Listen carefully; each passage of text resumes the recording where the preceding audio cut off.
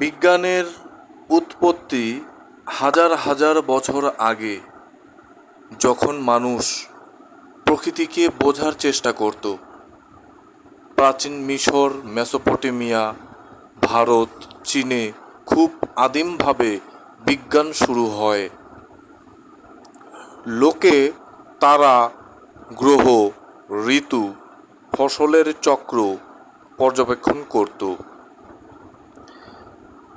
এগুলো থেকে জ্যোতির্বিদ্যা, গণিত আর কৃষির ভিত্তি তৈরি হয়। প্রাচীন গ্রিকরা, যেমন অ্যারিস্টটল, প্লেটো, এদের চিন্তাভাবনা বিজ্ঞানকে আরেক ধাপ এগিয়ে নেয়। তারা প্রশ্ন করত কেন এটা হয়, কিভাবে কাজ করে। মধ্যযুগে ইসলামী সভ্যতায় বিজ্ঞান ফুলে ফেঁপে ওঠে। আল হায়থাম ইবনে সিনারা গণিত, চিকিৎসা, অপটিক্সে অবদান রাখে। তারপর রেনেসাঁসে গ্যালিলিও, কোপার্নিকাসের মতো বিজ্ঞানীরা পরীক্ষা নিরীক্ষার মাধ্যমে আধুনিক বিজ্ঞানের ভিত গড়ে।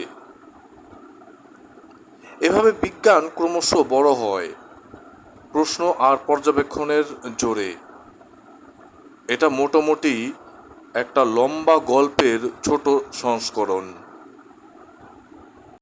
আবার যদি বলতে চাই তাহলে বলা যায়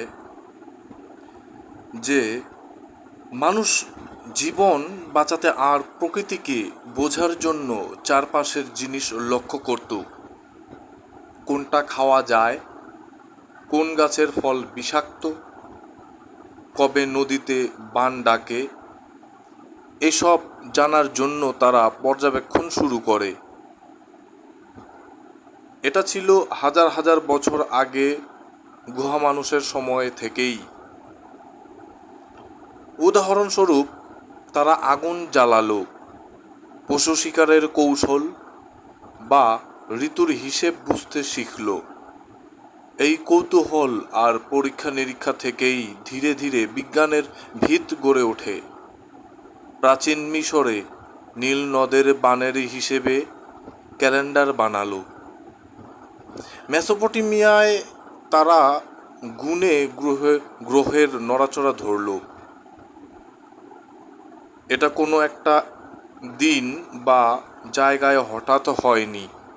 মানুষের প্রশ্ন করা আর সমাধান খোঁজার অভ্যেস থেকে ধাপে ধাপে বিজ্ঞান এলো।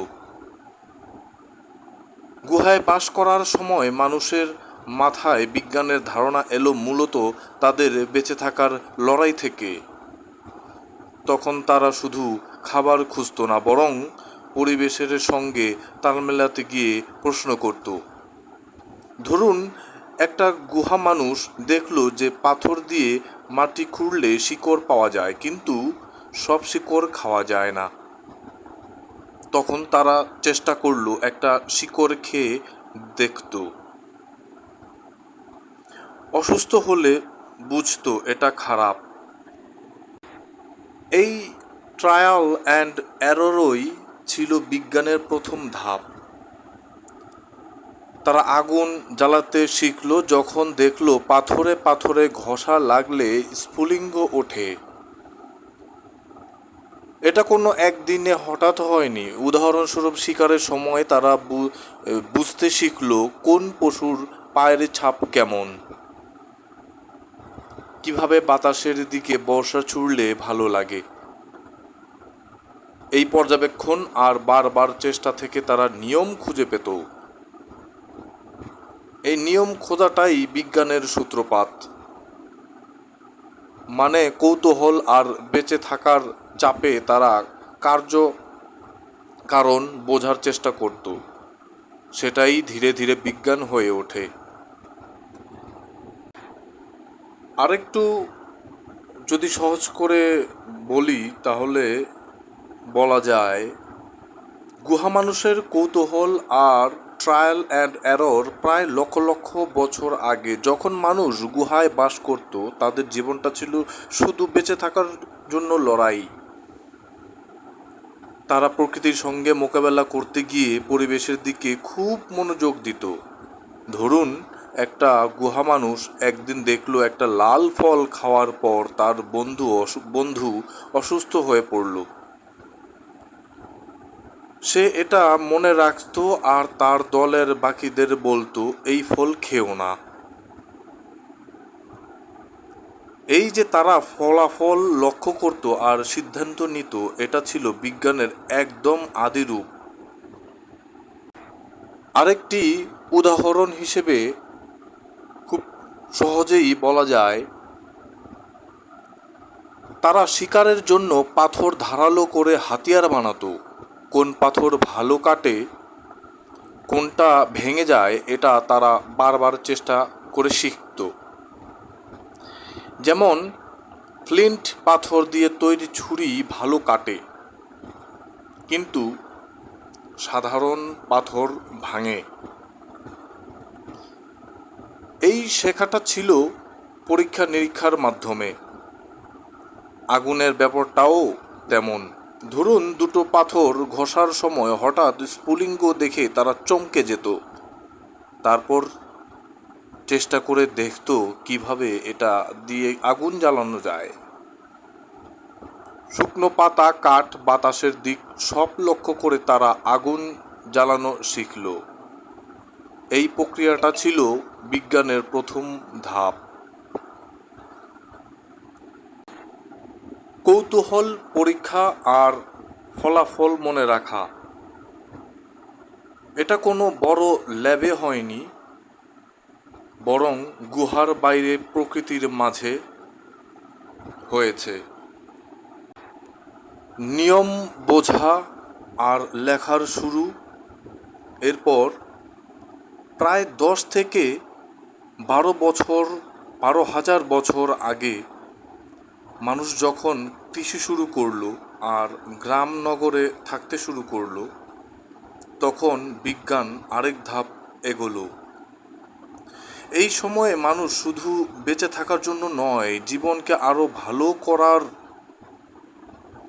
জন্য পর্যবেক্ষণ করত। উদাহরণস্বরূপ, প্রাচীন মিশরে নীল নদের মানের হিসেব রাখা শুরু হলো। তারা দেখলো বানটা বছরের একটা নির্দিষ্ট সময়ে আসে, আর এই হিসেব দিয়ে তারা কবে বীজ বুনবে আর কবে ফসল কাটবে সেটা ঠিক করত। এই পর্যবেক্ষণ থেকে তারা ক্যালেন্ডার তৈরি করলো, যেটা ছিল বিজ্ঞানের একটা বড় পদক্ষেপ। মেসোপটেমিয়ায় তারা তারার নড়াচড়া দেখে সময় আর দিক বুঝত। যেমন কোন তারা ওঠার পর বুঝতো ঋতু বদলাচ্ছে। এই হিসেব লিখে রাখার জন্য তারা মাটির ফলকে চিহ্ন আঁকত, যেটা ছিল লেখার শুরু। এই লেখালেখি বিজ্ঞানকে আরো শক্তিশালী করল, কারণ এখন জ্ঞান এক প্রজন্ম থেকে আরেক প্রজন্মে যেতে পারত। আরেকটা উদাহরণ, তারা গণিতের শুরু করল। মেসোপটেমিয়ায় জমির পরিমাপ করতে গিয়ে তারা জ্যামিতির নিয়ম আবিষ্কার করল। মিশরে পিরামিড বানানোর জন্য গণিত আর প্রকৌশলের জ্ঞান ব্যবহার করা হতো। এই ধাপে বিজ্ঞান শুধু পর্যবেক্ষণ নয়, নিয়ম খুঁজে তাকে লিখে রাখার প্রক্রিয়া হয়ে গেল। তর্ক, যুক্তি আর ব্যাখ্যা। এরপর আসে প্রাচীন গ্রিসের সময়, খ্রিস্টপূর্ব 600 থেকে 300 বছরের মধ্যে।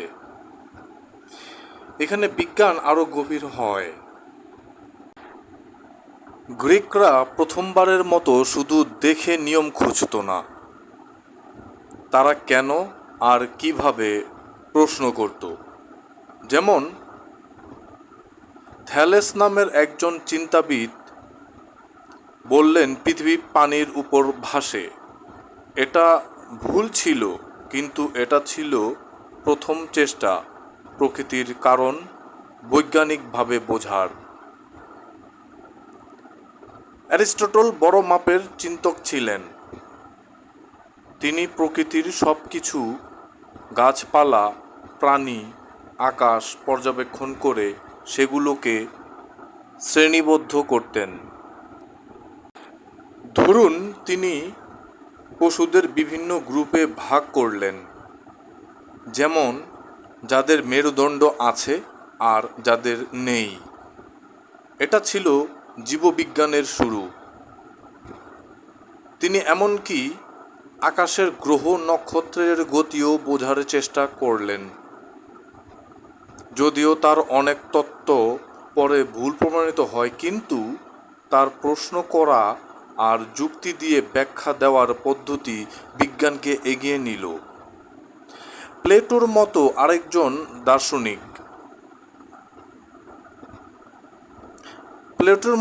আরেকজন দার্শনিক বলতেন, আমরা যা দেখি তা শুধু ছায়া।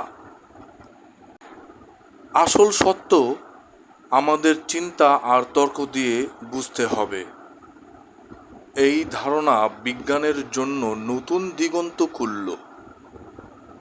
বিজ্ঞানের পরবর্তী বড় ধাপ আসে মধ্যযুগে, বিশেষ করে ইসলামী সভ্যতায়, খ্রিস্টীয় 800 থেকে 1200 সালের মধ্যে।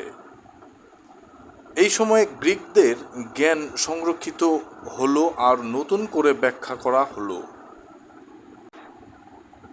বাগদাদের হাউস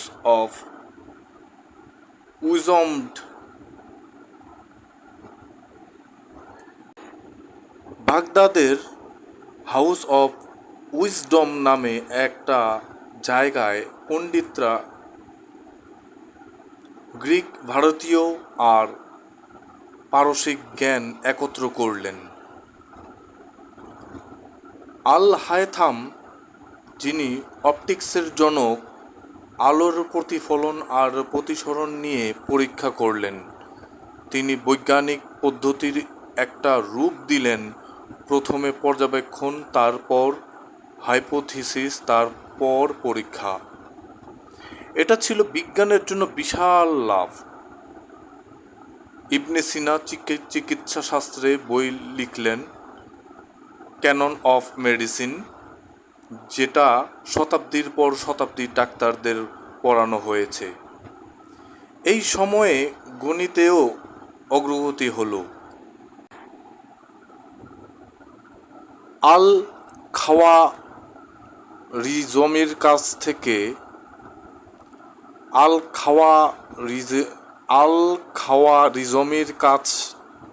কাছ থেকে একটু নামটা একটু ব্যতিক্রমী মনে হচ্ছে, আরেকবার বলি।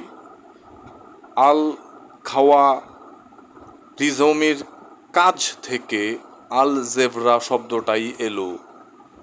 আর তারা ভারতীয় সংখ্যা পদ্ধতি 09 ব্যবহার করে গণিতকে আরও শক্তিশালী করল।